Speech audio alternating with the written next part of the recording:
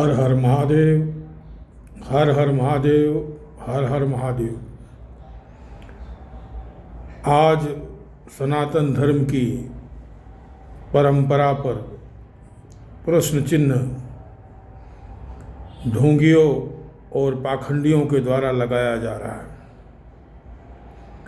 माघ मेले में स्नान के दौरान जो बातें सामने आई हैं उनको समझने से यह लगता है कि छद्म भेषधारी भगवा जो नेता हैं वो सनातन धर्म को कमज़ोर कर रहे हैं और प्रजा को पैसे देकर महापुरुषों के खिलाफ बोलने के लिए प्रेरित कर रहे हैं। सबसे बड़ी बात यह है कि जो स्वतंत्रता गुरु को प्राप्त होती है वही स्वतंत्रता गुरु से शिष्य को प्राप्त होती है। समाज का इसमें कोई शासन नहीं है और बोलने का कोई अधिकार नहीं है। समाज अपने समूह की बात कर सकता है, समूह की चर्चा कर सकता है। जिस गुरु शिष्य परंपरा से जो उपाधि जिसको जो प्राप्त है वह उस उपाधि को स्वतः धारण कर लेता है, अतः उसमें विचार भेद नहीं होता है और विचार भेद के साथ साथ व्यवहार भेद भी नहीं होता है। अतः जो लोग इस शीर्ष परंपरा के महापुरुषों पर प्रश्न चिन्ह की बात कर रहे हैं, ऐसे लोगों को मैं ये कहना चाहता हूँ कि जिनका गुरु शंकराचार्य है उनके द्वारा दीक्षित शिष्य भी शंकराचार्य है और ये कोई सरकारी उपाधि नहीं है कि सरकार उसको प्रमाणित करेगी या सरकार उपाधि देगी या सामाजिक उपाधि नहीं है कि समाज के लोग उसको देंगे। यह उपाधि उनको गुरु से प्राप्त हो जाती है और गुरु अत्यधिक बहुत सारे शिष्य होने के कारण उनमें से किसी शिष्य को उत्तराधिकारी बनाता है, पर जब शिष्यों की संख्या गिनती में हो तो निश्चित रूप से वो शिष्य उनके उत्तराधिकारी हो जाते हैं। अभी इस पर प्रश्न चलता है। मैं आप सभी को इस विषय में कहना चाहता हूँ, भारत धर्म का देश है। धर्म का अर्थ ही नीति है और नीति से राज्य को चलाने की परंपरा पर जोर दिया जाता है।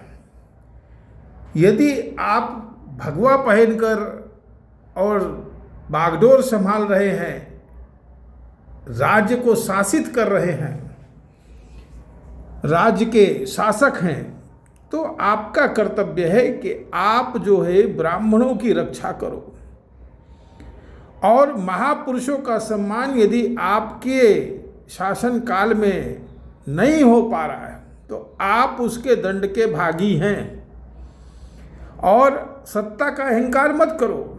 सत्ता के अहंकार में रावण का संपूर्ण राज चला गया। सत्ता के अहंकार में दुर्योधन की पूरी सत्ता, पूरा राज्य चला गया।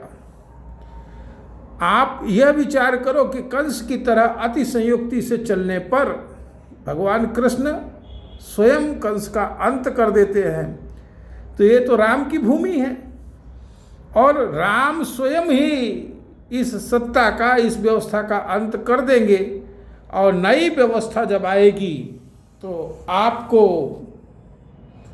लोगों के सामने लाकर खड़ा किया जाएगा। आपसे यही सब प्रश्न पुनः पुनः किए जाएंगे और तब शायद आप जवाब देने की स्थिति में नहीं होंगे। इसलिए मैं आप सभी महापुरुषों से जो संतों की निंदा करते हैं और संतों के संबंध में व्यर्थ चर्चा कर रहे हैं, वो ब्राह्मण नहीं हैं, वो शंकराचार्य नहीं हैं। भाई शंकराचार्य उनके गुरु हैं और ब्राह्मण हैं, तो उनके द्वारा दीक्षित किया गया गुरु शंकराचार्य भी है और ब्राह्मण भी है। और उनको अपने गुरु के बताए हुए मार्ग पर चलने का पूर्ण अधिकार है, पूर्ण स्वतंत्रता है। वो अपने इच्छा के अनुसार चल सकते हैं। और गंगा सबकी है, भारत के सभी लोगों की है, और गंगा में स्नान करने के लिए कोई प्रतिबंध नहीं है। गंगा में तो हिंदू भी स्नान कर सकता है, मुस्लिम भी स्नान कर सकता है, ईसाई भी कर सकता है, कोई भी आए, दुनिया के किसी भी कोने से आकर आदमी स्नान कर सकता है। कोई उसमें प्रतिबंध कैसे लगा सकता है।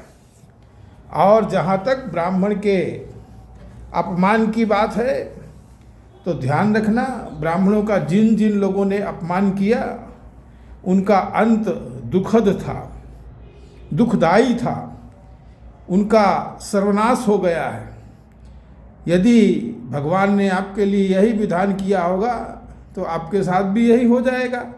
हर हर महादेव, हर हर महादेव। मैं स्वामी संबित पुरी, गुरु स्वामी विश्वदेवानंद पुरी, संस्थापक आचार्य श्री परमहंस सन्यासी महानिर्वाणी अखाड़ा भारत, आपसे इस वीडियो के माध्यम से आग्रह करता हूँ कि महापुरुषों का और ब्राह्मणों का अपमान ना करें और गंगा पर शासन करने की कोशिश ना करें। गंगा सबकी है, और यदि किसी ने कोई असुविधा उत्पन्न कर दी है तो उस पर आप शासन करने के काबिल हैं या नहीं, इस बात का मूल्यांकन स्वतः करें। यदि आप उस पर शासन करने के काबिल नहीं हैं तो फिर उस पर शासन करने की जो विचारणा है वो ना करें, और सुखी रहें। भगवान आपको सद्बुद्धि दे। आपको आपके गुरु की परंपरा को याद रखना चाहिए। गुरु की गरिमा को खराब करने वाला शिष्य जो है महापातकी होता है, दुष्ट होता है, उसका नाश निश्चित है, अंत उसका दुखद होगा। हर हर महादेव, हर हर महादेव, हर हर महादेव।